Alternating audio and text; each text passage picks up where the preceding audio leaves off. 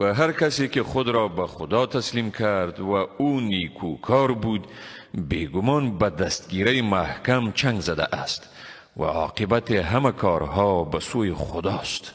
و هر که کافر شد، پس کفر او تو را اندوهگین نسازد. بازگشت ایشان به سوی ماست، پس ما ایشان را به حقیقت آنچه می کردند آگاه می گردانیم.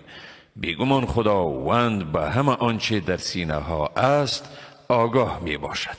کمی ایشان را از نعمتهای خیش بهره‌مند می سازیم، باز ایشان را به تحمل عذاب سخت ناچار می سازیم.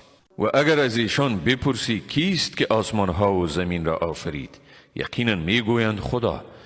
بگو همه ستایش از آن خداست، اما اکثر ایشان نمی دانند. آنچه در آسمان ها و زمین است از آن خداست، بیگمان خداوند بینیاز و ستوده است. و اگر هرچی در زمین از درخت یافت شود همه قلم شوند و دریا را پس از آن 7 دریای دیگر افزایش دهد و با این قلم و این مرکب کلمات خدا نوشته شود، باز هم سخنان خدا به پایان نمی رسد.